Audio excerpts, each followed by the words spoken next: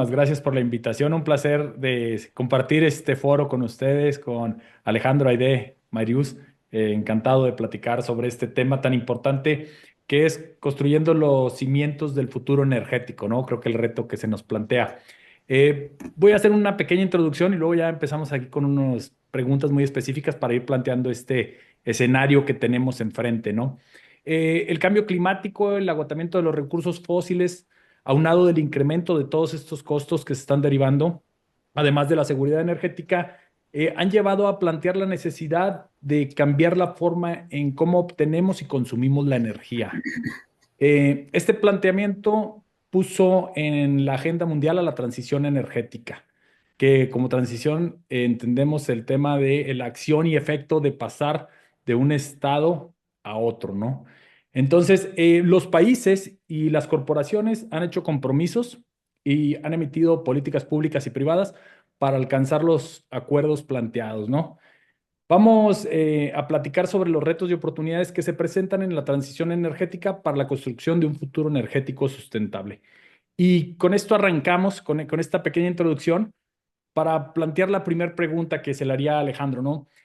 ¿Cómo pueden las empresas liderar una transición en el sector energético, asegurando que sus estrategias no solo reduzcan las emisiones y promuevan la sostenibilidad ambiental, sino que también generen beneficios sociales? Lo que también conocemos como la parte de la transición energética justa, que creo que ese es uno de los retos importantes, ¿no? Adelante, Alejandro, ¿qué nos platicas sobre esto?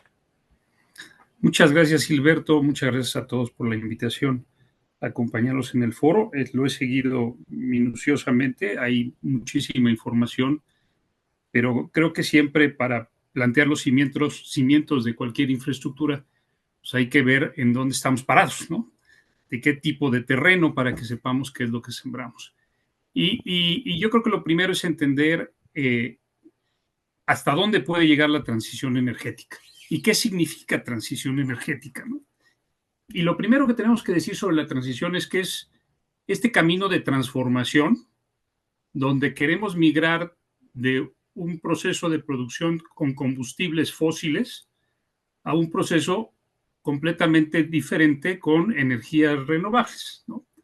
Esto implica cambios profundos en la forma en que producimos, en que distribuimos y en que consumimos a lo largo de la historia, ¿no? Y entonces el reto es mayúsculo. ¿Y cuáles son los datos más relevantes que tenemos al respecto? Ahorita más o menos hablamos de que alrededor del 83% de las energías son fósiles. Eso quiere decir que nosotros tenemos que triplicar al menos los esfuerzos de generación de energía eléctrica, de energías no fósiles, energías renovables. Y implica, ese fue parte digamos, del compromiso que asumieron en la última COP, en la COP 29, para tratar de ir caminando este reto tan importante. Pero además nos dijeron que para hacerlo tienen que cuadruplicar la generación de energía nuclear, ¿no? No solo es energía eólica, solar, hidroeléctrica, geotérmica y la de biomasa, que cada vez es más importante, sino que necesitamos retomar el esfuerzo de la energía nuclear, con todo lo que esto puede implicar en materiales, etcétera, ¿no? Entonces tenemos este escenario donde la realidad es que la demanda está creciendo a tal velocidad, la demanda pues, de las poblaciones que entran a las clases medias, de las demandas de energía que están creciendo en manera impresionante y ahora más con la inteligencia artificial, que en realidad la capacidad de reducir el uso de energías fósiles está muy limitada.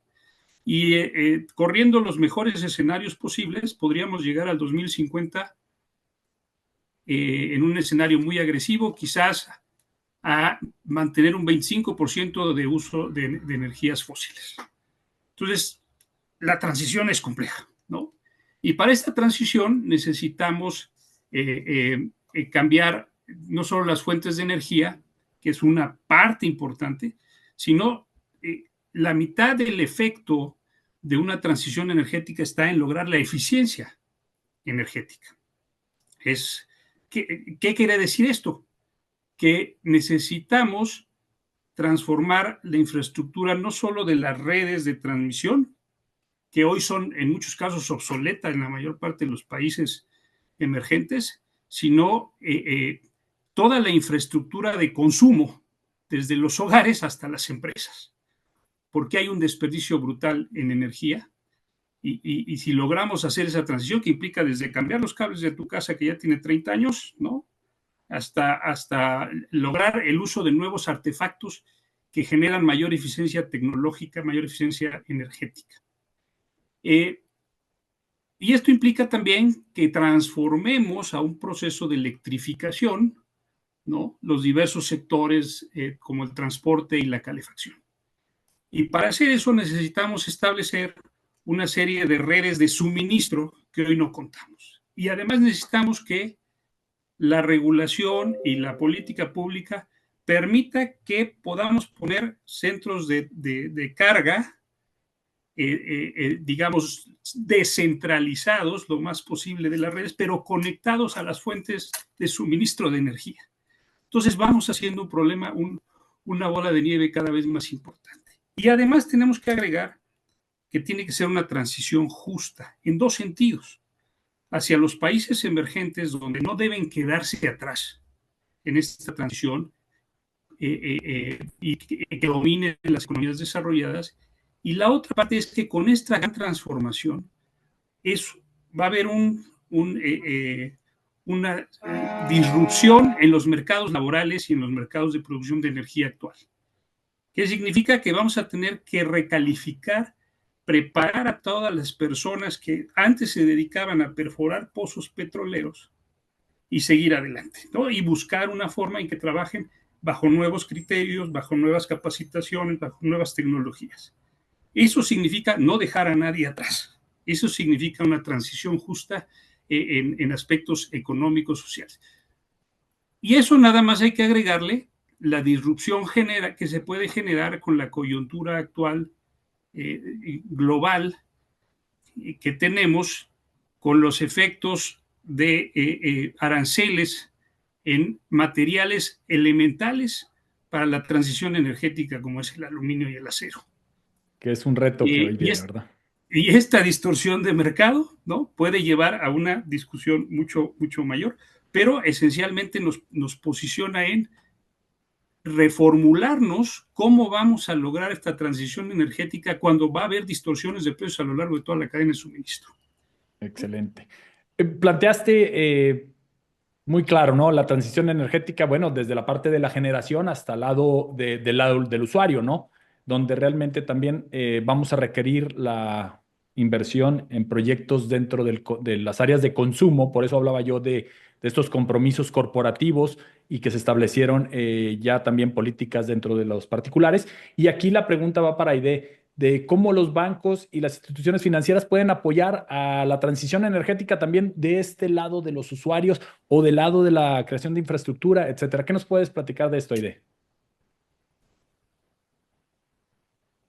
Pues mira, la verdad es que creo que la maravilla que nos trae y abordando mucho de los temas que decía Alejandro de la transición justa, pues los bancos venimos a movilizar el capital de forma diferente, dando oportunidades no solamente a las grandes empresas, sino también a los startups, ¿no? Que obviamente la sostenibilidad trae mucha innovación y dentro de la infraestructura, pues claramente estamos hablando de estos conceptos de ciudades inteligentes, estamos hablando de todo lo que trae, más allá de la medición de la huella de carbono, ¿no? Porque a veces se cree que hablar de sostenibilidad es solamente ver cómo bajamos estas emisiones, sino también cómo creamos oportunidades, no solamente para poder presentar proyectos que sean innovadores, sino también cómo las comunidades que están alrededor de esta nueva infraestructura le puedes dar los servicios básicos, haces nuevas carreteras, que a final de cuentas también hay carreteras que son sostenibles. Y estas son las nuevas oportunidades que nosotros vemos y cómo nosotros podemos colaborar con cualquier, digamos, sector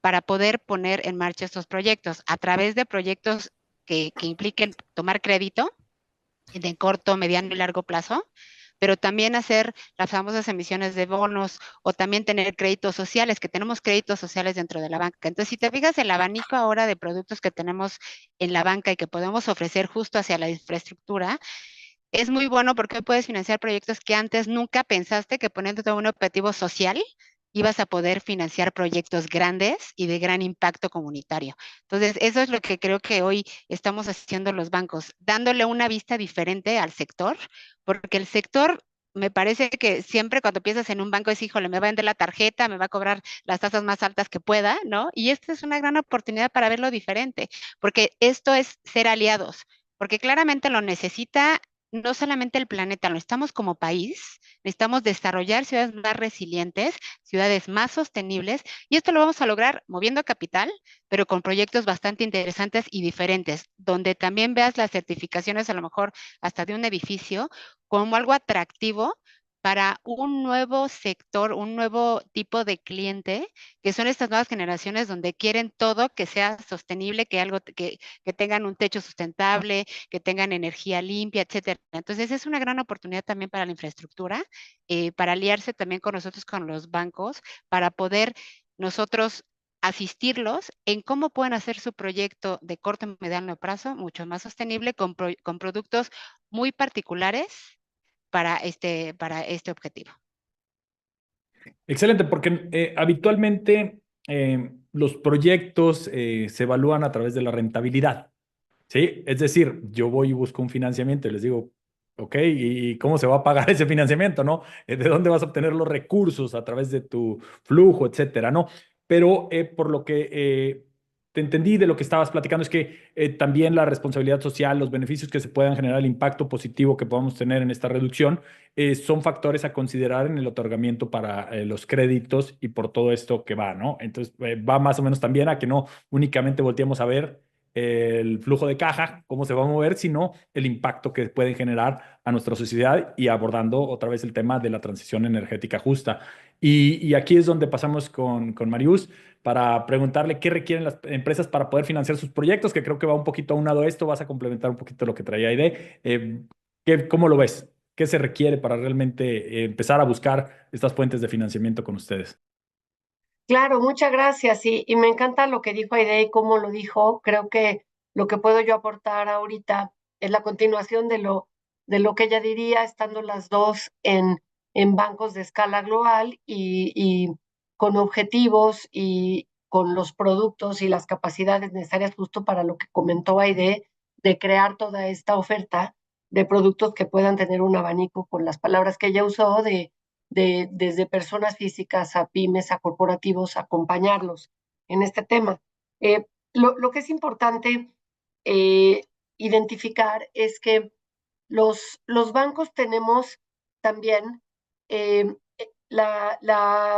el compromiso, digamos, de avanzar hacia integrar más proyectos sostenibles en nuestros portafolios.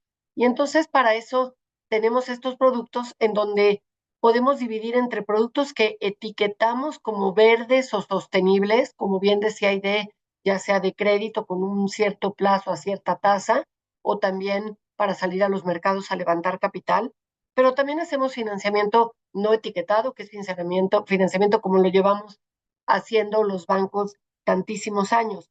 En ese sentido, creo que vale la pena resaltar dos partes. En el caso de financiamientos no etiquetados, que no van a pasar por toda esta revisión que ahora les comento que se requiere a tu pregunta para considerarlo verde y a lo mejor acceder a un acompañamiento distinto. Hay ciertos productos que pudieran tener un beneficio en la tasa o en los acuerdos con el cliente, pero en los financiamientos que no son etiquetados, también hay consideraciones de cómo avanzar en lo que decía Alejandro también, de contribuir hacia la transición energética. ¿Y cuáles son esos? Que tenemos ciertos sectores que financiamos, que están en nuestro portafolio, que le llamamos sectores climáticos, que son sectores que representan más emisiones de CO2, y en esos sectores tenemos políticas que son públicas y están en todos nuestros informes y están en nuestras páginas de internet, de que en esos sectores hay actividades a las cuales ya no le podemos prestar. Entonces, antes de hablar de si te voy a dar un financiamiento etiquetado como sostenible, hay que también anotar que para los financiamientos tradicionales en sectores, digamos, como el de petróleo y gas, energía, cemento, aerolíneas, transporte, construcción y otros que se consideran sectores de altas emisiones de CO2. Hay actividades en nuestras políticas para las cuales a esos sectores ya no les podemos prestar. Entonces, podemos estar ahí y queremos y vamos a estar ahí con esos sectores para financiar su transición, porque alguien tiene que financiar cómo se transforman estos sectores. Entonces, primero importante también decir que en los financiamientos normales y tradicionales hay sectores donde ya tenemos ciertas actividades a los cuales los bancos ya no vamos a poder dar capital, ya solamente vamos a poder dar para la transformación de estos sectores. Y ahora sí, en el caso de tener proyectos que se consideran como sostenibles, cuando llegan a nosotros los bancos o cuando nosotros, y esto coincidirá conmigo, Aide, hacemos todo este ejercicio de salir a buscar estos proyectos con los clientes que ya traen compromisos de sostenibilidad, que están avanzando o que pueden ser buenos, digamos, actores para transformar en eficiencia energética sus motores, sus aires acondicionados, sus refrigeradores, etcétera. No solamente esperamos a que nos lleguen, salimos activamente a buscarlos y para eso hay equipos como el de AIDE y mío en los bancos. Cuando llegan estos proyectos, lo que tienen que tener es, primero tienen que ser relevantes y materiales al sector del que se trata. Pues tiene que ser un tema de verdad eh, material o importante en la transición energética o sostenible de este cliente. Segundo, tiene que ser una actividad que esté alineada con las taxonomías que tenemos nosotros como banco. Hay taxonomías europeas y por supuesto ustedes saben, desde 2023 hay una taxonomía sostenible mexicana. Entonces, cuando esta actividad se encuentra en la taxonomía, ya pasa a la siguiente fase. Tercero, estos proyectos tienen que generar la data necesaria para que nosotros los bancos podamos medir e integrar que el proyecto no solamente fue material a la empresa, no solamente fue alineado a la taxonomía, sino que es ambicioso, digamos que está alineado con los requisitos para contribuir hacia la mitigación del cambio climático en el caso de esas actividades, alineado con los acuerdos de París y que tenga también una visión de ser ambicioso y lograr ciertas metas dentro de este proyecto o esta organización que está apostando por pedir dinero para este proyecto. Entonces, es importante siempre tener en cuenta la materialidad, la relevancia dentro del sector, ¿no? Dentro del tema de materialidad, la alineación a la taxonomía y la generación de los datos. Un banco como en el que estamos Aide y yo y los bancos que trabajamos fuerte en estos temas, no podemos etiquetar y pasar a considerar este como un financiamiento sostenible con todo lo que implica de parte del banco y del cliente si no tenemos la data de reducción de consumo de energía, reducción de emisiones de CO2 y así para todas las actividades sostenibles.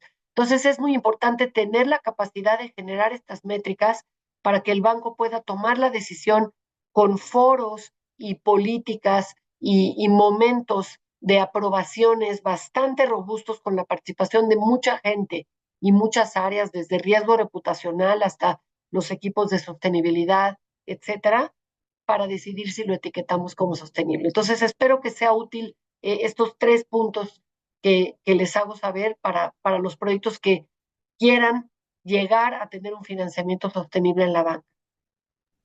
Excelente. Hablamos de esta posibilidad de financiar, de los requerimientos que hay que cumplir, de esta disposición que hay de las instituciones financieras por fomentar la transición energética a través de los créditos. Y la pregunta aquí para cualquiera de los tres, o si quieren tocar los tres, ahí compartimos el tiempo, es del acuerdo de París signado en el sexenio del 2012 al 2018. ¿Qué tanto financiamiento se ha otorgado? ¿Qué acercamiento ha habido de las empresas para buscar obtener estos fuentes de financiamiento? ¿Realmente se están aprovechando estas fuentes de financiamiento para llevar a cabo transición energética? No sé quién quiera aportarnos de esta numeralia que tenemos ya, pues ya vamos para 14 años de esto, ¿no? Pues si me permiten, me parece que creo que fue la primera oportunidad, ¿no? En la transición energética, son los primeros créditos que se empezaron a dar tanto en bonos como créditos directos.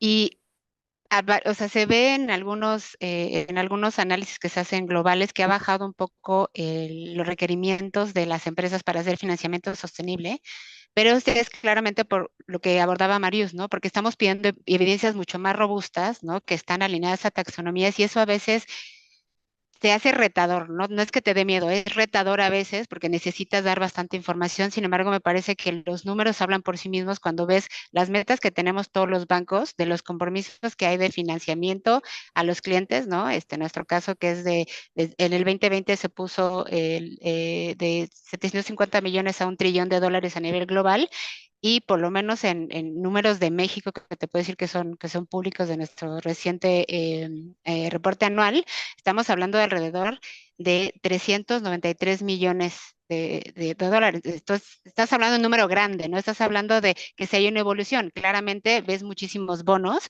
y hay no tantos créditos de corto, mediano, largo plazo, pero al final de cuentas hay apetito. Sin embargo, al momento que empiezas a hacer el análisis de crédito, al momento de otorgar la línea, empiezas a ver estos retos, cuando estos retos físicos a los que nos estamos enfrentando, pues a veces no te permite que tu crédito sea marcado, como bien dice Marius, y eso es lo que a lo mejor ha desacelerado un poquito el apetito de tener financiamiento sostenible. Pero insisto en mi comentario en mi anterior intervención, me parece que hoy hay una gran oportunidad de proyectos, ¿no? Que necesitan ser evaluados en conjunto con la banca para darle una mayor proyección, ¿no? Entonces creo que hoy en día hay grandes números, coincido contigo, hay grandes oportunidades, pero ahora hay que hacer un poquito más, rascarle un poquito más, porque obviamente los grandes multinacionales que tienen compromisos como nosotros son los primeros que salieron con los bonos y los créditos ligados a la sostenibilidad, pero ahora en un México como el que tenemos, que está, pues, la mayoría de nuestros son empresarios, pequeñas y medianas empresas. Tenemos ahora que hacer este zoom hacia cómo nuestros productos podemos hacerlos atractivos para ellos y ayudarles en esta planificación de proyectos que puedan tener este crédito verde, ¿no? O social, pero esto tiene que ver con estas alianzas de las que les comentaba hace rato, que nos sentemos y les ayudamos a estructurar estas transacciones. Excelente. Alejandro, ¿querías aportar algo al tema? Sí, claro. Yo creo que no debemos perder de vista, en efecto, están haciendo una gran labor los bancos con perspectiva global, que además por el lado europeo tienen regulaciones muy relevantes que ayudan en esta transición energética, pero en el lado de los mercados emergentes y en el lado de la política global de financiamiento hay enormes brechas de financiamiento. Digamos que la última COP alcanzó un acuerdo más importante en financiamiento, pero lejos de lo que se requiere para lograr esto. Solo para el anecdotario, en la última reunión que estuve del BID, de las reuniones anuales, uno de los directivos señalaba que una política errónea que estaban siguiendo era prestarle a los que cumplían con criterios ESG y sostenibilidad y no a los que no, ¿no? Entonces claramente están engrandeciendo la brecha. Hay que cambiar completamente el modelo porque lo que tenemos que hacer es transformar los mecanismos de financiamiento para que lleguen a los que no tienen las posibilidades para hacerlo. Y aquí requerimos una combinación entre financiamiento público y privado, entre financiamiento de rentabilidad y el financiamiento, digamos, de filantropía, por llamarlo de alguna forma, donde ese se tiene que ubicar en las inversiones que tienen un altísimo riesgo o una tasa de retorno difícil de medir, ¿no? Una tasa de retorno social más importante que una tasa privada. Y ahí es, digamos, donde el juego de las finanzas empieza a cobrar relevancia y los organismos multinacionales son los que deben jugar un rol muy importante en este papel. Excelente. Sí, el reto está llevar el dinero, el recurso a quienes luego creo que es un poquito más difícil acceder, ¿no? Y ese va por ahí el tenor. Y aquí, pues el planteamiento va para Marius, ¿no? ¿Qué está haciendo Santander para incentivar precisamente la inversión en infraestructura sostenible? Desde Santander, ¿qué se está haciendo? Mira, hay primero que notar que en los últimos 7 años, digamos el sexenio pasado, estuvo bastante detenida en los bancos la inversión en infraestructura. Entonces, los equipos que se están restaurando para poder pensar en invertir en infraestructura y además etiquetarla como sostenible, pues están ya recobrando fuerza dentro de los bancos como los nuestros para estar listos cuando empiecen a llegar estos grandes proyectos que existieron, digamos, previo a hace 6, 7 años, de, digamos, grandes parques de energía solar o de energía eólica, etcétera. Entonces, hay que hablar que tampoco es que hemos tenido en los últimos años un pipeline grande de proyectos de infraestructura sostenible en donde hemos participado activamente porque no han existido. La gran importancia de esto es nosotros, y lo repito de mi respuesta pasada, los bancos no podemos sentarnos a esperar que proyectos nos van a llegar que tengan la escala, que sean bancables, que además tengan todo lo necesario para poder ser etiquetado como sostenible y acceder a este acompañamiento. Lo que nosotros hacemos pues es incluir todos los temas de promoción de estos productos de sostenibilidad y de conversaciones de sostenibilidad a todos lados donde vamos con los clientes. De las visitas de nuestros directores generales, y lo hablo con toda certeza porque tanto yo he trabajado donde está Idea y Idea ha trabajado donde estoy yo, o sea que aquí las dos hemos estado en ambos bancos y conocemos bien, desde el director general en sus visitas de alto nivel, digamos, con personas de alto nivel en los gobiernos o en los directores generales de empresas, hasta la plática uno a uno de nuestros ejecutivos con las pequeñas empresas y con las empresas medianas de México que representan la mayor parte de la economía. Es decir, nosotros decir, ¿en dónde estás en tu transición? ¿Cómo vas avanzando? ¿Qué necesitas? Como bien decía Alejandro, si viniera un pipeline grande de innovadores, de startups, estamos los bancos queriéndonos transformar porque no estoy diciendo algo que todos aquí sabemos, no ha sido la banca comercial quien ha financiado la innovación, no solo climática y con impacto socioambiental, sino en general las startups. Ha habido otras instituciones del sector financiero y otros tipos de fondos de inversión que no somos los bancos comerciales. Sin deslindarnos de esto, los bancos nos estamos transformando para eventualmente ir avanzando a poder atender también esto. Entonces, ¿qué quiere decir? ¿Qué están haciendo los bancos? Estamos entrenando a toda la fuerza comercial del banco, desde el más alto nivel a los ejecutivos, a poder dialogar con nuestros clientes de qué necesitarían de nosotros para acompañarlos en su transición y estar listos en este sentido. Entonces, es un ajuste y es voltearnos de cabeza los bancos para tener conversaciones que Aide lo conoce muy bien, de que además no solo conocemos estos bancos, sino que hemos trabajado juntas, es diálogos con los ejecutivos de los bancos de ya en tu día a día está el tema de la conversación de sostenibilidad con nuestros clientes de todos los tamaños y de toda escala. Ya trabajas en bancos en donde esto ya es parte de tu día a día. Entonces, eso estamos haciendo, eso es real y lo que esperamos pues es primero aprender de los clientes para generar nosotros los productos y las capacidades, pero también ver cómo están las tendencias en el mercado. Como muy bien decía Aide, tenemos clientes no solo transnacionales y multinacionales, pero también empresas públicas mexicanas que tienen años de reportar y de estar en este camino y hacerlo muy bien, en donde ya saben de aquí a los siguientes 2 años qué parte de su deuda y qué parte de los créditos y de su salida a buscar capital a los mercados va a ser etiquetada y para qué proyectos, y ya nos dan una clase de su historia de financiamiento sostenible hacia adelante. No tenemos que convencer de nada, pero la gran parte de los clientes, pues sí, todavía tenemos que tener esas conversaciones. Excelente. Hablaste de acercar o de bajar esa información ya a nivel de que esté con los ejecutivos para presentársela a los usuarios. Veríamos en el corto plazo, así como llegamos a una institución bancaria, que cada vez vamos menos, también hay que ser claros en esto, que veamos ya esta promoción de este tipo de créditos, tanto para personas físicas o como para empresas pequeñas, medianas, en el corto plazo. ¿Crees que empecemos ya a ver eso también desde los bancos?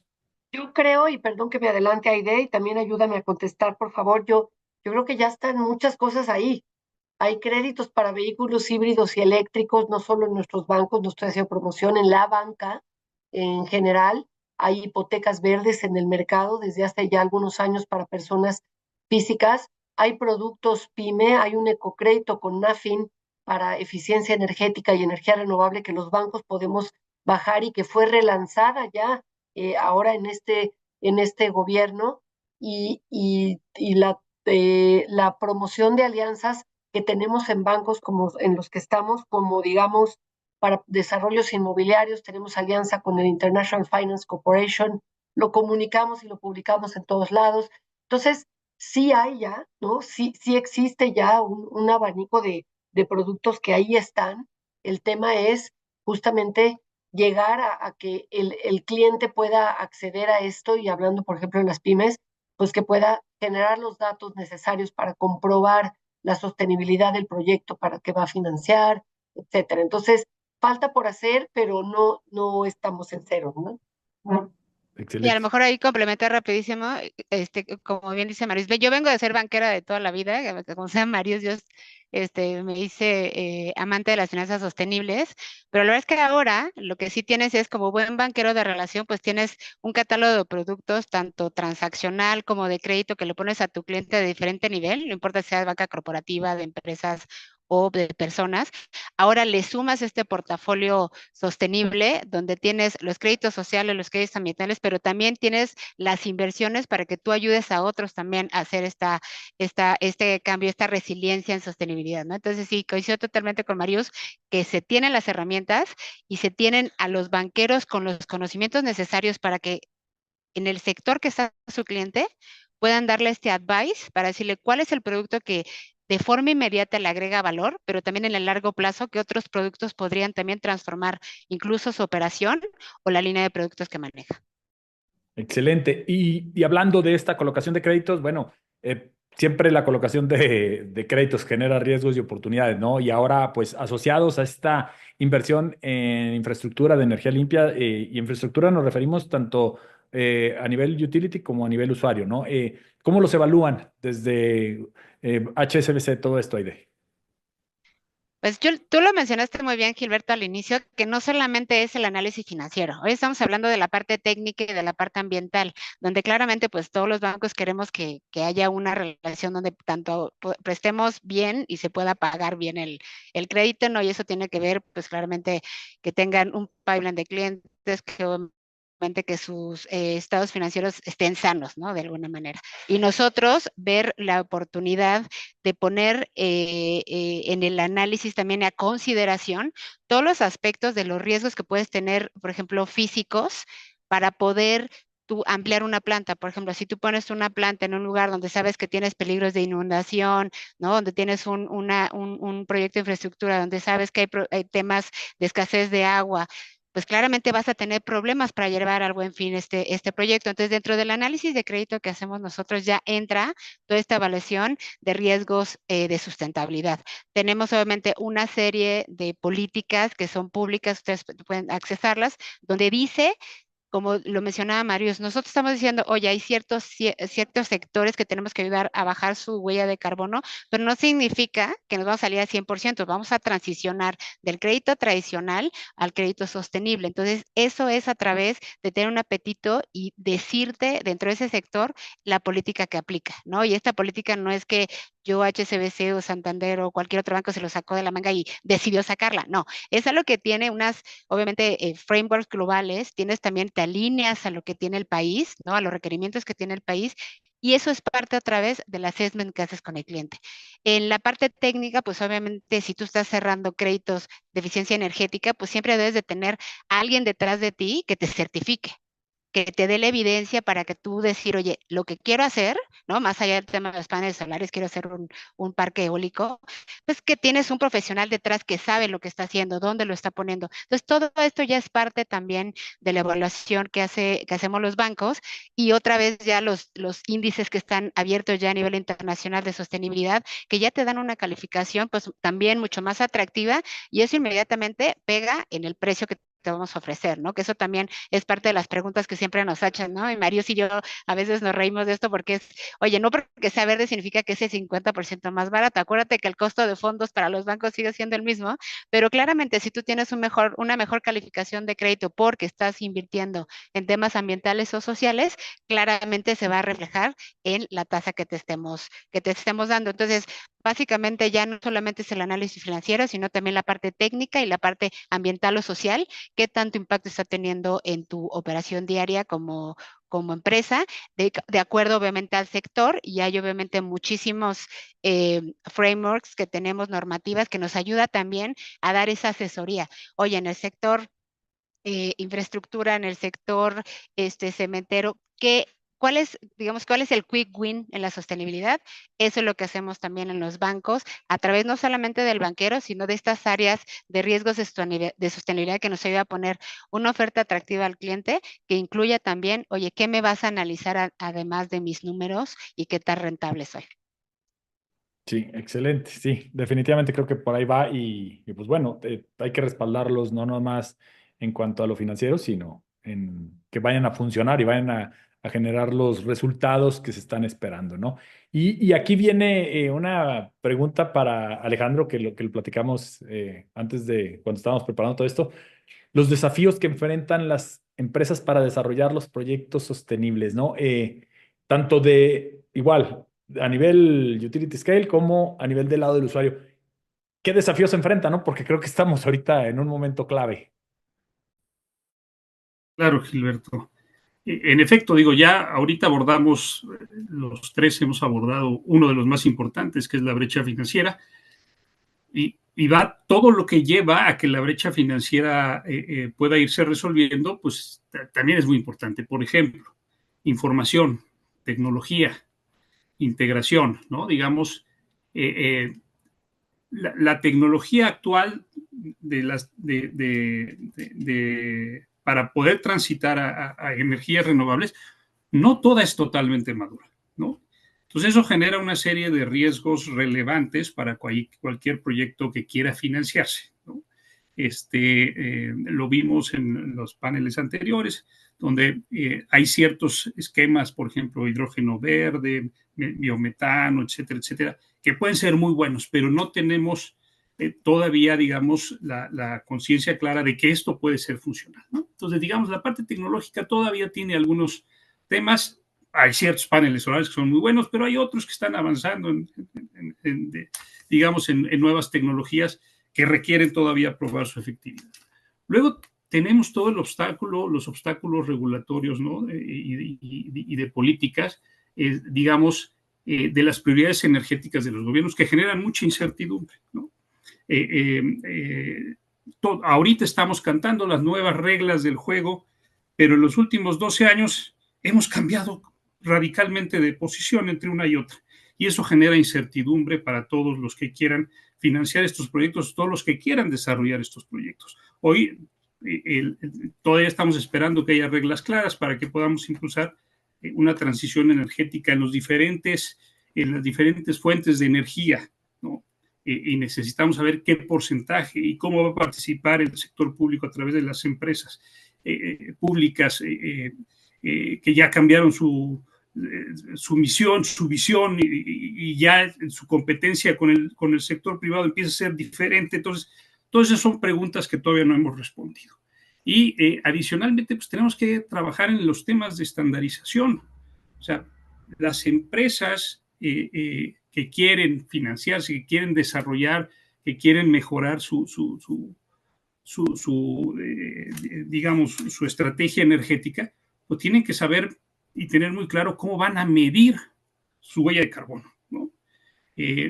Tenemos algunos criterios internacionales, ya hoy tenemos nuevos estándares con normas de información de sostenibilidad que deben ir adoptando ciertas empresas. Esto es relativamente importante para poder alcanzar, digamos, los mecanismos que debemos lograr para inversiones claras y efectos relativamente importantes, ¿no? Y por supuesto, pues hay todo un problema de información y datos asociados a estos procesos, ¿no? ¿Cómo reunimos la información necesaria para poder digamos, dar las respuestas adecuadas a los clientes adecuados, ¿no? A nuestros stakeholders adecuados, a nuestros socios, a nuestros accionistas, a nuestros socios. Y todo este tema, pues, asociado, por supuesto, al uso de tecnología e innovación de datos, de información, ahora inteligencia artificial, ¿no? ¿Cómo alimentamos todos estos procesos? Pues a través de buena información. Si yo le doy mala información a la inteligencia artificial, pues va a ser muy artificial la respuesta, ¿no? Tenemos que alimentarlo de datos adecuados, ¿no? Entonces, estos son, digamos, los desafíos en materia, digamos, que podemos contabilizar en materia de transformación energética, pero si bien tenemos que tener claro que la transición energética no solo habla de riesgos físicos, los riesgos transicionales también tienen que tomarse muy en cuenta para poder valorar las inversiones que se tienen que realizar y en este caso los financiamientos a los que se puede acceder. Entonces, hay mucho en juego, todavía sigue siendo un mercado sumamente, o un paradigma sumamente complejo, un sistema muy complejo donde hay muchísimas variables en juego para poder, digamos, impulsar esta transición con la velocidad que queremos hacerlo, ¿no? Sí, marcaste la pauta para algo que está sucediendo hoy, ¿no? Hoy en día.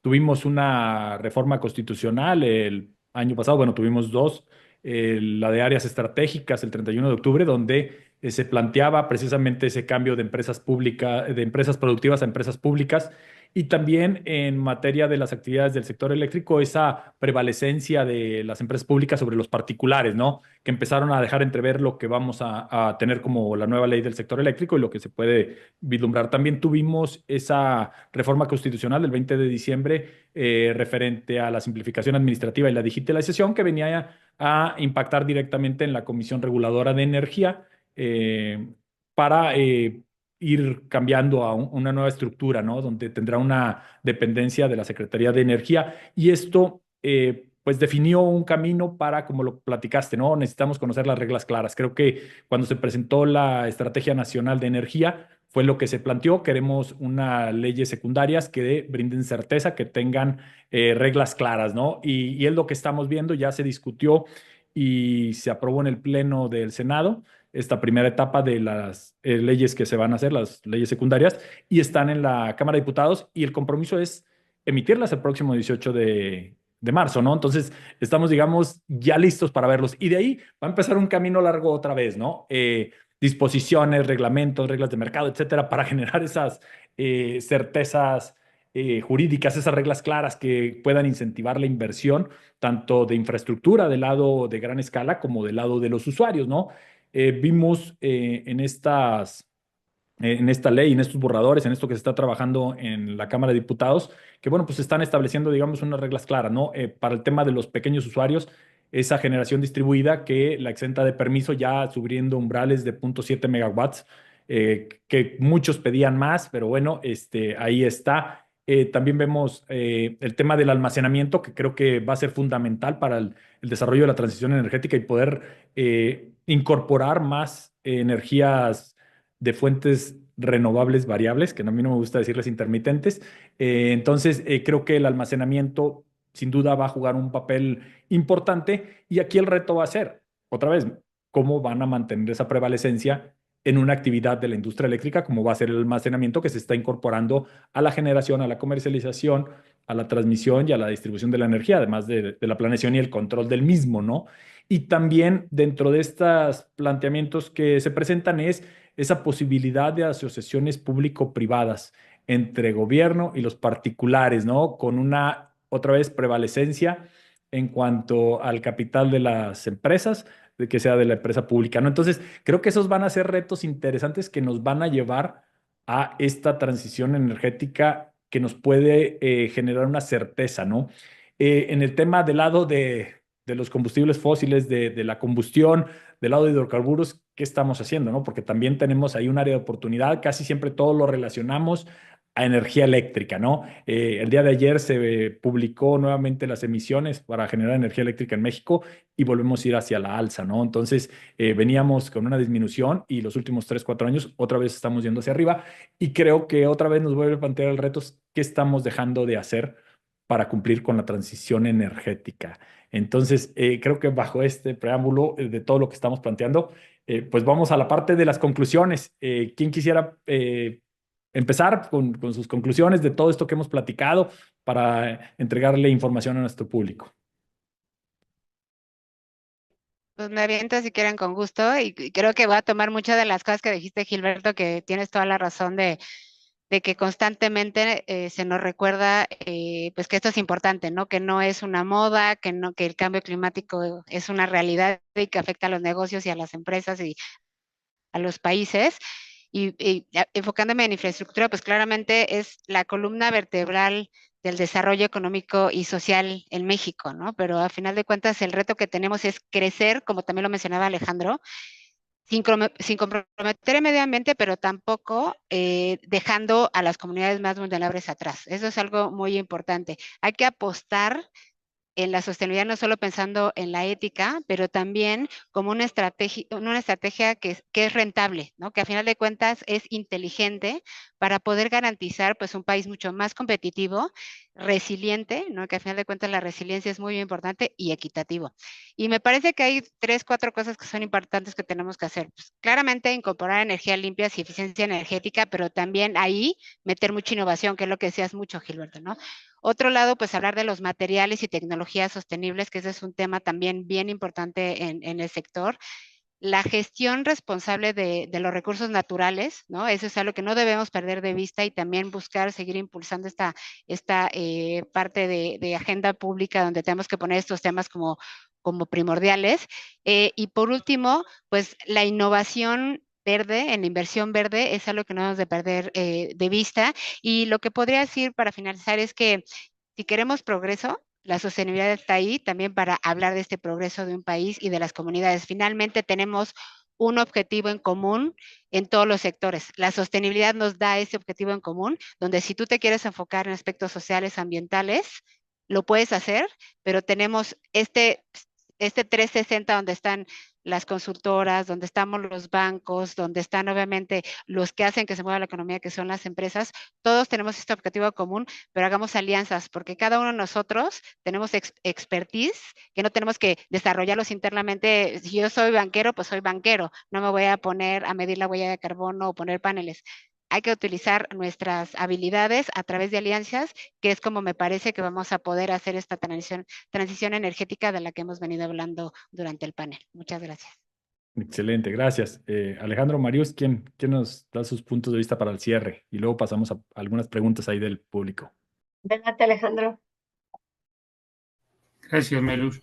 Pues mira, yo creo que abonando a lo que dice Aide, lo que tenemos que tener muy claro es que cada empresa tiene su problema y tiene que trazar su solución, ¿no? Todos tenemos claro cuál es el camino, eso es por lo menos importante. Pero de eso a que tengamos planteada la estrategia adecuada para llegar al final y con éxito, es algo muy diferente.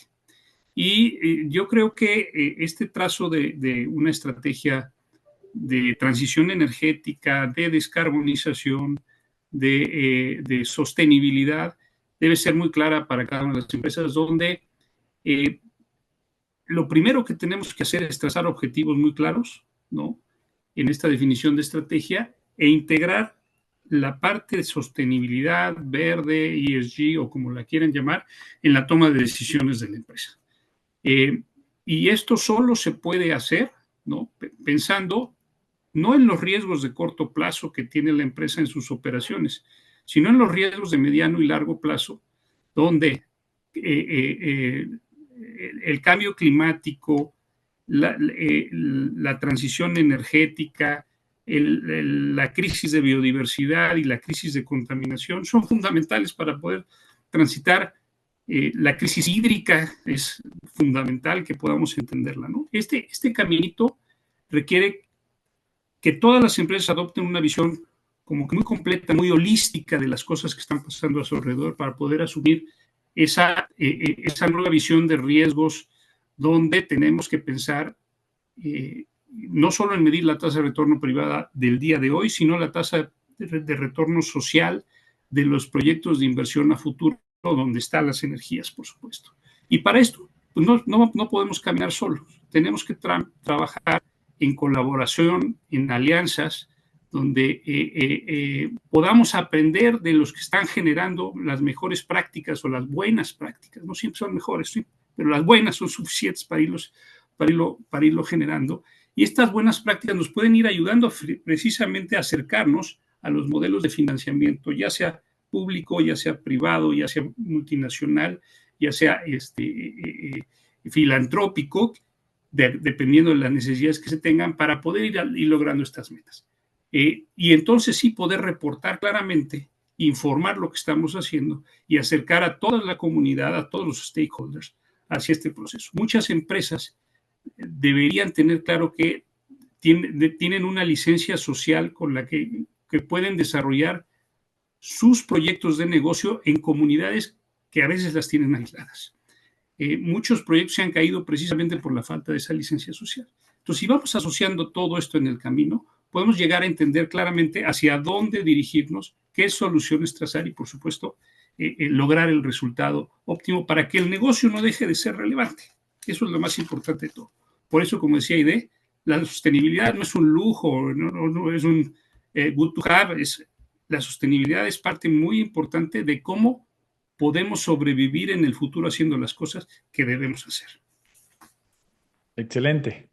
Marius. Muchas gracias. Pues seré muy breve porque ya dieron un cierre muy preciso y muy bonito aquí, Alejandro y Aide.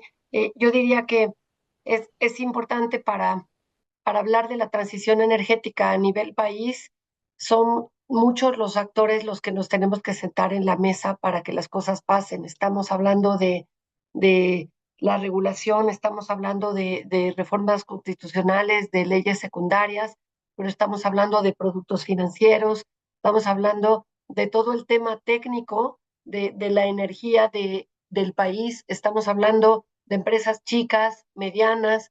Mencionaron también la importancia, y decían Gilberto y Alejandro, de sentar actores públicos y privados. Necesitamos la banca de desarrollo, necesitamos los gobiernos a todos sus niveles, de ciudades a estados, al gobierno federal. Entonces, el rol que nosotros, Aide y yo, y nos han invitado a esta mesa a participar, es decir, la banca está lista y transformándose con capacidades a todos los niveles de productos y de ejecutivos, pero también tenemos que ser partícipe de participar en una mesa donde estemos todos los actores. Ambos, Alejandro y Aide, hablaron de las alianzas, yo lo retomo igual, pero en la parte son muchas las partes que son las responsables para que esto suceda y para que el progreso del país se desarrolle de manera sostenible. Excelente. Y tomándolos de los tres, creo que podemos concluir que tenemos que ser agentes de cambio, ¿no? Tenemos que comprometernos nosotros mismos y empezar a actuar y no dejarlo a terceros y esperando a que llegue, ¿no? Tenemos que empezar a actuar. Tengo aquí algunas preguntas de la audiencia. Voy a seleccionar algunas y se las dejo, la pongo sobre la mesa y quien quiera contestárnosla, adelante, ¿no? Tengo por aquí una que dice, ¿cómo creen que la inteligencia artificial puede optimizar la infraestructura energética en México para acelerar la transición hacia fuentes renovables? ¿Quién quiere aportarnos sobre esto?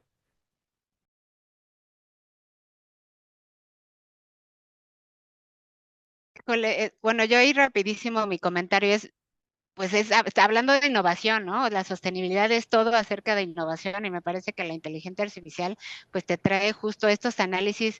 Hablaba Maris de temas de data, ¿no? Hablábamos de que hay que medirlo, ¿no? Que nos tiene que dar datos y también Alex hablaba de que hay que poner en la mesa compromisos creíbles y claro, la inteligencia artificial nos va a traer eso, nos va a ayudar a no tener un ejército de personas haciendo un análisis que nos va a tardar meses. La inteligencia artificial nos va a traer esta innovación para efectivamente tener impacto, para hacer proyectos de impacto, tanto sean ambientales o sociales.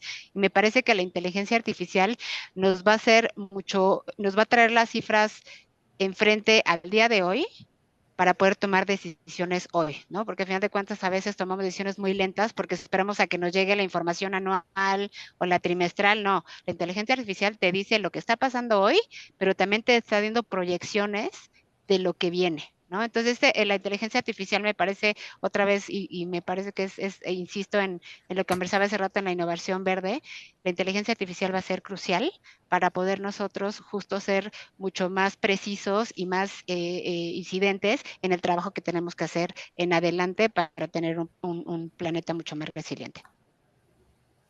Agregaría nada más que para poder responder, digamos, hay que verlo desde dos puntos de vista. Uno, el nivel macro, donde los compromisos que ha adquirido el gobierno pues deben traducirse en estrategias y políticas muy claras para llegar a esa meta, ¿no? Ese 22% que tenemos que alcanzar.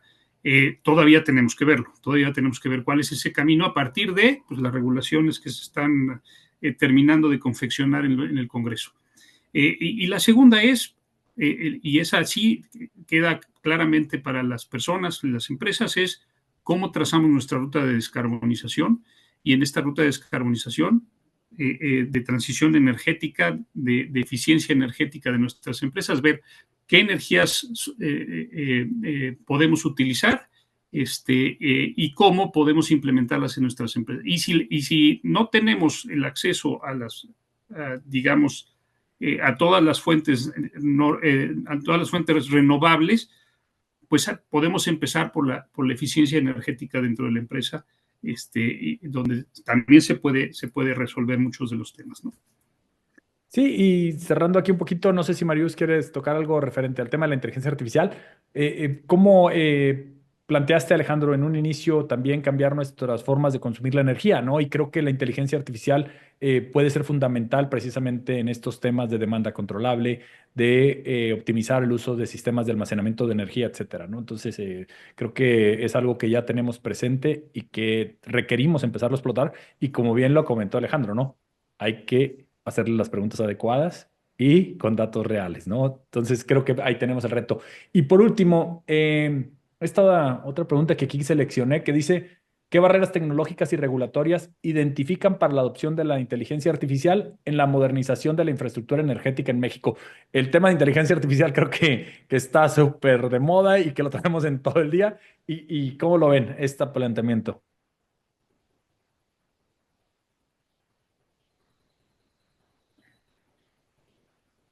Bueno, yo no participé antes.